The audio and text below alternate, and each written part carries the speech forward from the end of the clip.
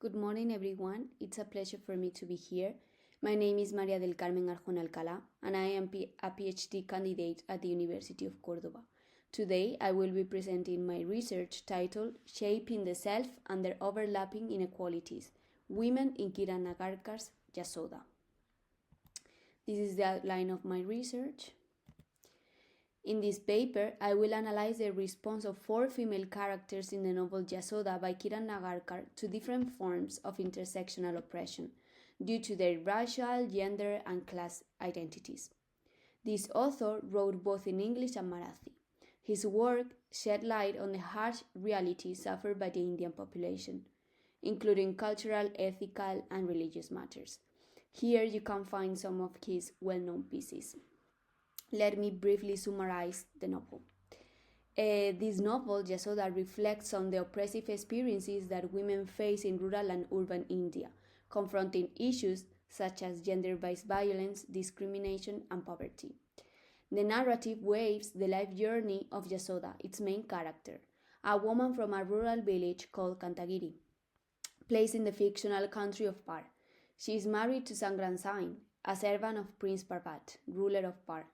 Jasoda endures intense adversity, while Sangram neglects his family for his eagerness to seize a more powerful position in the palace, while he is taking advantage of Savitri, a Dalit woman who endures inaccessibility to social services as well as lack of basic necessities and resources. Jasoda is forced to flee to Mumbai by the drought that affects the area, with her children and Sangram's mother, where they struggle with alienation, poverty, and exploitation. Meanwhile, Sangram orchestrates Prince Parvat's death and abuses Parvat's mistress, Rani, until she commits suicide. Over the years, Jasoda considers returning to Kantagiri, but Sangram stays distant, living in the palace with Madhurima Devi, his wealthy wife, although he and Jasoda conceive a girl. Jasoda starts a street vending business that expands into 3 restaurants, significantly improving her family's life conditions. Sangrams, financially troubled by Madhurima, plans to sell Jasoda's enterprise, but Jasoda finds a solution to maintain her restaurants, freeing her family from Sangram's control by orchestrating his death. In order to understand the intersectional oppression and how the women respond to it, I consider crucial to give a general background of the 4 characters that I analyze here. Jasoda belongs to a low social class. Due to her social and geographical condition, she is unable to provide basic living resources to her and her family. Her daily workload is to fetch drinkable water and food from a distant village, along with the household chores and the taking care of her children and mother-in-law. She confronts deplorable working conditions when moving to Mumbai, as well as sexual harassment, not to mention her intricate attachment to traditional customs within marriage, subjugating to her husband's will. Savitri is a member of the untouchable caste. Her marginalization comes from her low social status and her condition as a woman, which forces her to face gender discrimination and sexual abuse. Madhurima Devi belongs to a wealthy social class, which provides her with some privileges, although she confronts a stigma for being an old and married woman. When she finally marries Sangram, he controls her wealth. She is as well submissive to her husband's desires and decision-making. Despite enjoying certain privileges from being Prince Parvat's mistress, Rani faces several practices in which she is discriminated due to her condition as a woman, such as submitting to the prince's sexual desires and being kidnapped and sexually assaulted by Sangram. I will employ Kimberly Crenshaw's theory of intersectionality and Naila Kabir's conceptualization of women's agency to support my textual analysis. I will discuss that the responses of the four female characters selected to their oppressive challenges help them develop their own agency along with their personal subjectivities.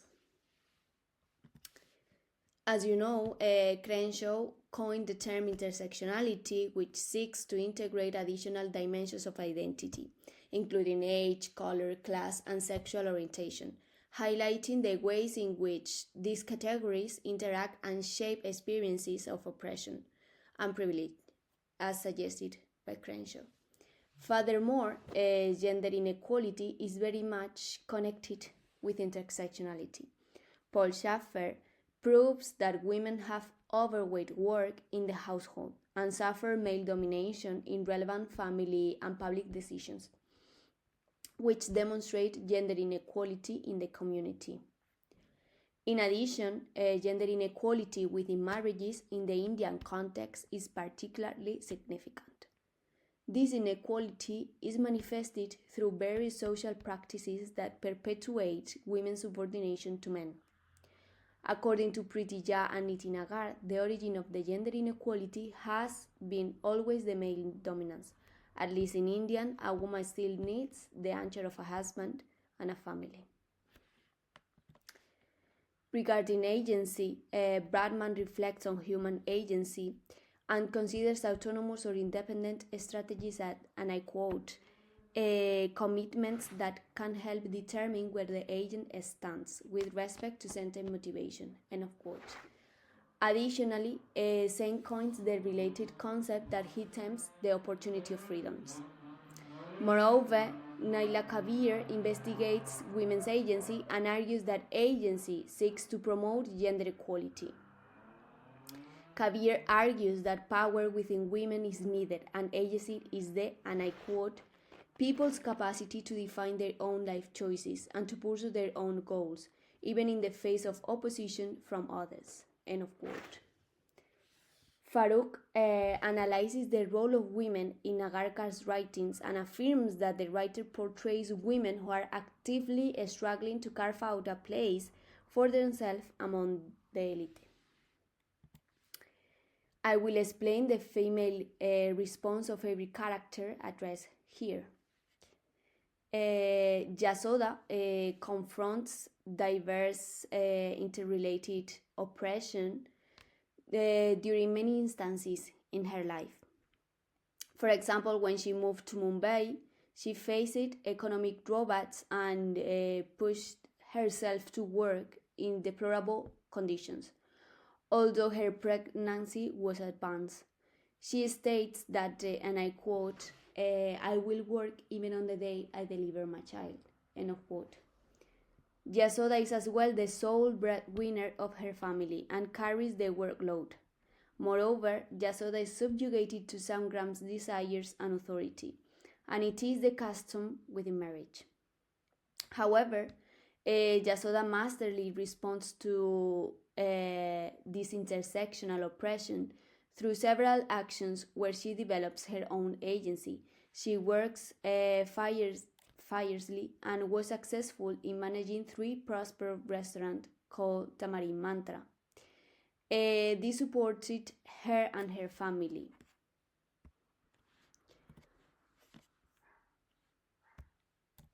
Moreover, Jasoda confronts Sangram when the latter tries to sell her restaurant by orchestrating his death under the guise of a car accident. And I quote, by afternoon they found the car and a man in the driver's seat, both mangled beyond recognition, end of quote. Jasoda is thus a remarkable character, demonstrating her strength when confronting much oppression during her life. Those oppressive practices empowered Jasoda to develop her agentic power, along with resolution and determination. Savitri endures many instances of intersectional oppression. Firstly, she is dehumanized by Sangram, who abuses her as a member of the untouchable caste.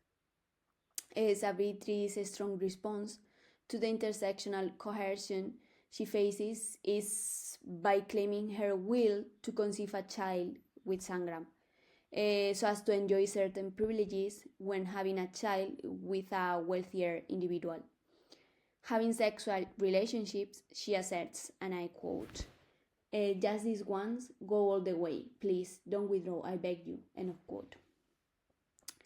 In this case, she would overcome her social marginalization and would be provided with proper resources to raise the child and live accordingly.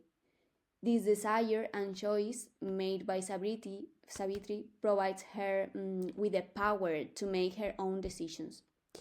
She is demonstrating herself as a resolutive and determined female with a clear objective. Therefore, Savitri is a character that, despite having been denied several life opportunities and enduring severe marginalization, is determined enough to decide for herself and set her own life goals. In the case of Madhurima Devi, although she has an affluent background, her intersectional oppression is underscored by gender considerations. She is depicted as a woman who submits to her husband's authority and desires, as she is considered, and I quote, a docile creature that would certainly be grateful for the offer of marriage, end of quote. Hence, she has limited power over her wealthiness, as it is Sangram, her husband, who controls her privileged background. Nonetheless, Madhurima bravely answered to this oppression by manipulating Sangram with making public the truth surrounded what occurred to Prince Parvat and Rani if he does not give her back her economic resources and wealth. Furthermore, she faces him with the revelation that Madhurima's infant daughters were poisoned by their own father. However, the pinnacle of Madhurima's agency and empowerment is exemplified when she aborts, asserting that, and I quote, it was a male child, the fetus was 4 months when I had it aborted, end of quote. Consequently, Madhurima is displaying her agency when stating her goal of obtaining her capital and wealth back and deciding for herself to abort. Rani is a character that suffers intersectional oppression despite her initial dependence on the prince. After the death of the prince, she is kidnapped and being constantly abused by Sangram.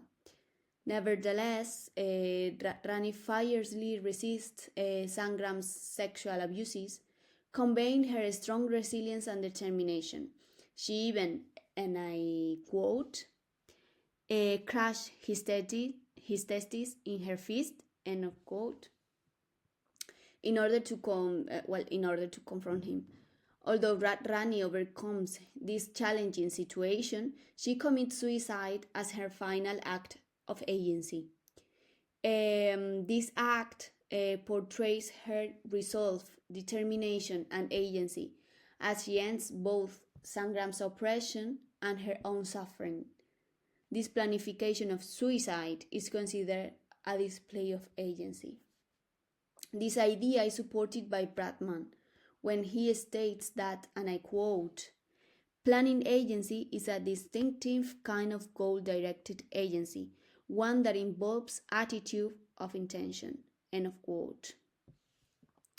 Therefore, Rani is a resolutive character, and her determined plan to suicide is considered an act of agency. As a conclusion, each of these female characters embody different versions of resilience and determination. These 4 women are perceived in the novel as possessions of their husbands, sons, or fathers, which perpetuates gender discrimination. Jasoda and Savitri, the characters who belong to lower social classes, do not have proper access to social and health services. Thus, they are prevented from having adequate working conditions along with proper living conditions. For instance, Madhurima Devi and Rani do not suffer social exclusion and poor living conditions, since they belong to upper social classes. Nonetheless, they face interconnected forms of oppression due to their gender and traditional social values. Concerning their responses to those oppressive practices, the four characters build their agency in different ways. Jasoda develops her agency gradually throughout her life when confronting economic challenges and an oppressive husband. Savitri improves her agency when desiring to conceive a child with sangram. In the case of Madhurima, she gains determination when facing sangrams and reclaiming her financial assets. And finally, Rani cultivates her agency when confronting sangrams in her abduction and committing suicide as a final act of agency. Thank you very much for your attention, and these are the references used in my research.